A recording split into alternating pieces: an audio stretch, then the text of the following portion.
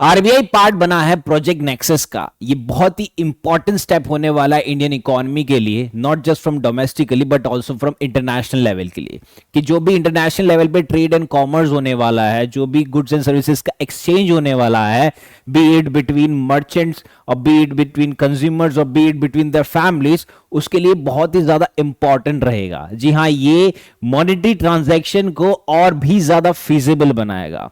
हम एक एक करके इसके फीचर्स को अच्छे से समझते हैं that what exactly is this news about. तो पहली बात है कि प्रोजेक्ट नेक्सस को लॉन्च किया गया है, राइट। तो ये एक कंसेप्चुलाइज किया गया था बाय द इनोवेशन हब। अब इनोवेशन हब क्या है? ये एक बॉडी है of the bank for international settlement. जी हां, आपने जब इकोनॉमी का फाउंडेशन पढ़ा था तो उसके अंदर हमने बीआईएस के बारे में पढ़ा होगा। इसको रिलेट किया जाता है with the Basel norms. Now Basel norms क्यों? क्योंकि बीआईएस का जो हेडक्वार्टर है वो बेसल में है। अब बेसल नॉर्म ने क्या किया है कि ये यूजुअली बैंक्स के लिए, सेंट्रल बैंक्स के लिए एक नॉर्म्स क्रिएट करता है।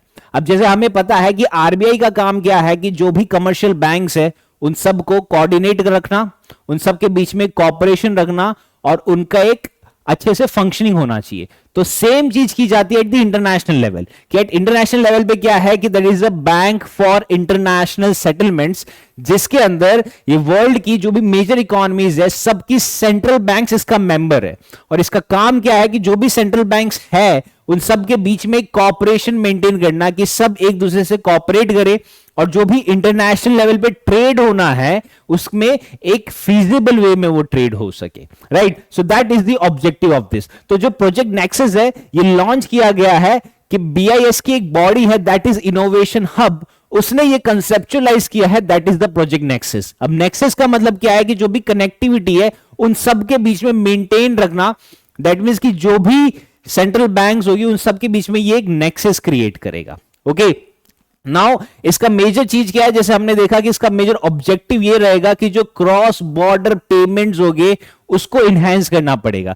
दैट मींस कि जो भी हमारे पास इंस्टेंट पेमेंट सिस्टम होता है, दैट मींस जो इंडिया में अभी कैसा है कि मैं यूपीआई के थ्रू किसी भी कॉर्नर पे पेमेंट कर सकता हूं, राइट। बट यही सेम चीज मेरे को इंटरनेशनल लेवल पे नहीं हो सकती। तो इंटरनेशनल लेवल पे यूजुअली क्या होता है कि कॉस्ट बढ़ जाता है, टाइम बढ़ जाता है, हमें कई सारे बेनिफिशियरीज ऐड करने पड़ते हैं, हमें बहुत सारे ब्रोकरेज देनी पड़ती है, बहुत सारे बीच मिडल मैन होते हैं, सबको एक अलग अलग फीस देनी पड़ती है। तो इससे हमारा कॉस्ट भी बढ़ जाता है एंड इनफैक्ट हमारा टाइम भी बढ़ जाता है। तो ये सबको कम करने के लिए प्रोजेक्ट नेक्सस लॉन्च किया गया है, ताकि यूजुअली कैसा होता था कि एक और दो कंट्री के बीच में एक बायलैटरल रिलेशन होता था। तो ये बायलैटरल रिलेशन में कैसा होता था कि वो दो कंट्री को बहुत सारे एग्रीमेंट साइन करने पड़ते थे, उनके बीच में बहुत सारी चीजों की कॉम्प्लिकेशंस होती थी, बहुत सारी फॉर्मेलिटीज होती थी, उसको सॉल्व करना पड़ता था। लेकिन ये क्या है, प्रोजेक्ट नेक्सस ये एक मल्टीलैटरल है। यानी कि यहां पे जो बैंक ऑफ इंटरनेशनल सेटलमेंट है उन्होंने कहा कि हम एक ऐसा सिस्टम बनाएंगे जहां पे आपका जो इतना ज्यादा कॉम्प्लिकेशंस हो रहा वो ना हो और एक सिंगल सिस्टम रहेगा जिससे आप पूरे वर्ल्ड में अपने पेमेंट सेटलमेंट कर सकते हो as an instant payment system. यानी कि ये एक इंस्टेंट पेमेंट सिस्टम होगा फॉर द क्रॉस बॉर्डर। यानी कि मैं इंडिया के बाहर कोई भी पेमेंट करूंगा एज अ क्रॉस बॉर्डर, वो एक इंस्टेंट पेमेंट सिस्टम होगा। तो ये काफी ज्यादा इंपॉर्टेंट होने वाला from India's point of view and specially from the RBI point of view. तो आरबीआई ने यहां पे कोलैबोरेशन किया है कि पहले ये हो रहा था कि ये बायलैटरली कर रहा था, यानी कि दो कंट्रीज के बीच में कर रहा था। जैसे आपने पढ़ा होगा कि इंडिया जापान के बीच में कोई कोलैबोरेशन हुआ, कोई और कंट्री के साथ कोलैबोरेशन हुआ, तो उसके अंदर कॉम्प्लिकेशंस बहुत ज्यादा थे। तो उसको कम करने के लिए इसमें क्या होगा कि इस बार मल्टीलैटरल लेवल पे होगा। तो यहां पे जो इंडिया है वो लिंक करेगा अपना फास्ट पेमेंट सिस्टम। जो फास्ट पेमेंट सिस्टम जैसे आप रिकॉल करोगे यूपीआई के साथ, तो यूपीआई में फास्ट पेमेंट सिस्टम यूज किया जाता है, that is instant payment system उसका पार्ट है।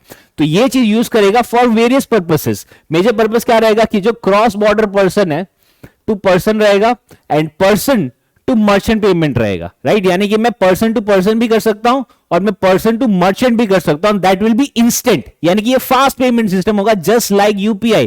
This is with the help of the project nexus. अब इसके अंदर जो एक और इंपॉर्टेंट चीज है जो हमें समझने की जरूरत है कि ये प्रोजेक्ट नेक्सस का एम क्या है कि ये कनेक्ट कर रहा है। एट प्रेजेंट ये काफी नेस्केंट स्टेज पे, यानी कि काफी स्मॉल स्टेज पे है। तो एट प्रेजेंट ये क्या कर रहा है कि जो भी आसियन नेशंस है, that is the Malaysia, Philippines, Singapore, Thailand and India, कि ये जो आसियन नेशन है इनके बीच में कोलैबोरेशन हुआ है विद इंडिया, यानी कि इंडिया प्लस आसियन होने वाला। सो that is the project nexus, कि इंडिया ने कोलैबोरेट किया है विद द आसियन नेशन। तो दैट मींस हम कह सकते हैं that Malaysia, Philippines, Singapore, Thailand and India, they are the founding members of Project Nexus, यानी कि इन्होंने ही ये Project Nexus को फाइंड किया है। That means इन्होंने ही ये चीज को पायनियर किया, इन्होंने ही ये चीज को स्टार्ट किया। वरना इससे पहले क्या हो रहा था कि दो कंट्री के बीच में अगर ट्रेड करवाना है या इंटरनेशनल सेटलमेंट कराना है, जैसे फॉर एग्जांपल मलेशिया फिलीपींस को इंटरनेशनल सेटलमेंट कराना है, तो ये दोनों आपस में एक बायलैटरल एग्रीमेंट कर रहे थे। अब इसके बाद फिलीपींस को सिंगापुर के साथ भी करना है तो एक बायलैटरल एग्रीमेंट होगा, फिलीपींस को थाईलैंड के साथ करना है तो बायलैटरल एग्रीमेंट होगा, एंड इनफैक्ट इंडिया को किसी भी कंट्री के साथ करना है तो एक बायलैटरल होगा। तो यहां पे क्या देखा कि इंडिया ने ये देखा कि these all countries are part of the ASEAN, तो इंडिया ने कहा कि हम आसियन के साथ मिलकर एक प्रोजेक्ट नेक्सस लॉन्च करते हैं, और इसको रिकॉग्नाइज किया है बैंक ऑफ इंटरनेशनल सेटलमेंट ने।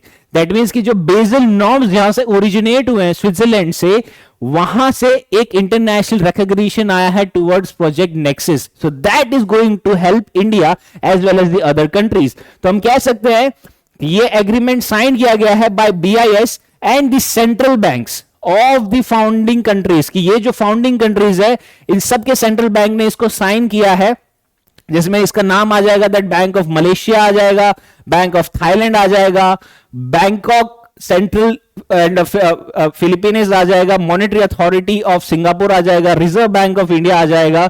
एंड ये स्टार्ट हो गया था 30 जून को ही ये साइन हो चुका है, and it is going to practice in 2026, ये 2026 से ये स्टार्ट हो जाएगा। और ऐसा कहा जा रहा है कि इंडोनेशिया भी इसका पार्ट बनेगा।